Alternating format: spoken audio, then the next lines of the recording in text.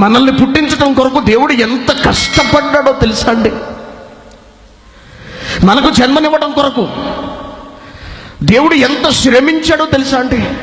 మనం నిలబడడానికి భూమి ఉండాలండి. భూమి తయారు చేయాలంటే ఎంత కష్టం ఎప్పుడైనా ఆలోచించారా?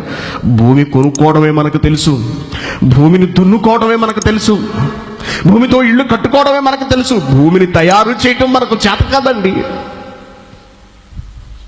భూమిని నిర్మించాడు, భూమిని ఉంచడానికి ఆకాశాన్ని పెట్టాడు, ఈ ప్రకృతి అంతా తిరగడానికి వీలుగా భూమి చుట్టూ ఎన్నో గ్రహాలను ఉంచాడు, మనం తినడానికి ఆహారం పెట్టాడు, సమస్తము భూమిలోంచి వచ్చే విధానాన్ని కల్పించాడు దేవుడు. భూమిలో ప్రకృతిలో సమస్తాన్ని భద్రపరిచాడు.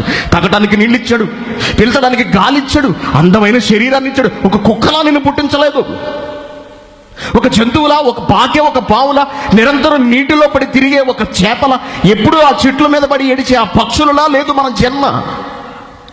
లిట్రన్ ట్యాంకులో తిరిగే పురుగులలా లేదు మన జన్మ. సర్వోత్కృష్టమైన మానవ జన్మ, సర్వోత్తమమైన మానవ జన్మ. ఈ ప్రకృతిలో ఏదైనా మన కాళ్ళ దగ్గర ఉండవలసిందే, మనకు భయపడాల్సిందే, మనం చెప్పినట్టు వినాల్సిందే, మన కొరకు పంటలు పండాల్సిందే, మన కొరకు భూమి తిరగాల్సిందే, మన కొరకు సూర్యుడు మండాల్సిందే. ఎవరు మన మాట దాటి బ్రతకడానికి వీలు లేదు ఈ ప్రకృతిలో. ఏ జంతువు, ఏ జీవి కానీ. ఒక చేపను గేలం వేసి లాగేస్తాం, ఒక పక్షిని రాయి విసిరి కొట్టి పడిసేసి తినేసేస్తాం మనం, మేకను తరిమి తరిమి పట్టుకుని కోసుకుని వండేసుకుంటాం.